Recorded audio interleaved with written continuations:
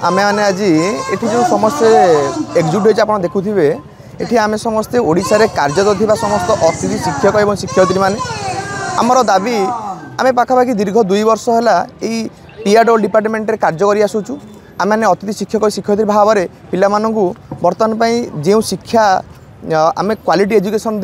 देउछु जो सरकार आमर जो कंडीशन रखी से कंडीशन उपरे बर्तमान आम जोटा कि लज्जाजनक कथा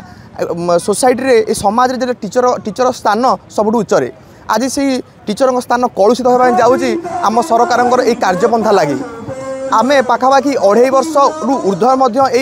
डिपार्टमेंट कार्य कर आसुचु एवं से दिन ठार लगातार भाव आम पूर्व सरकार जितेबाला आमर नवीन सरकार थिला से समय आम अपॉइंटमेंट पाइलु बर्तमान आमर ओडिशा रे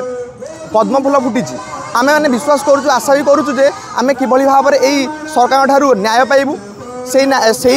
आशा रे आज ये बहुत सारा अतिथि शिक्षक शिक्षयित्री सारा राज्य एकजुट होती आमर आशा सरकार बुझे एवं दीर्घ समय धरी आम विभिन्न नेता मंत्री आमर शिक्षा मंत्री आमर उच्च शिक्षा मंत्री एमतीक भी आम मुख्यमंत्री को देखा कर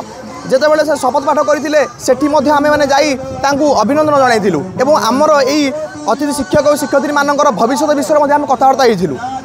यह आम सरकार एतिकी आम सरकार पाखे अनुरोध करुचु एतिकी जनाऊँ जे आमर दाबी से मानि नियंतु एवं आमको किपरि भाव में जड़े स्थायी आमको स्थायी कर रखु ये डिपार्टमेंट रे एतिकी गुहारी एतिकी अनुरोध आम सरकार जनाऊँ शेष थर क्या भेटते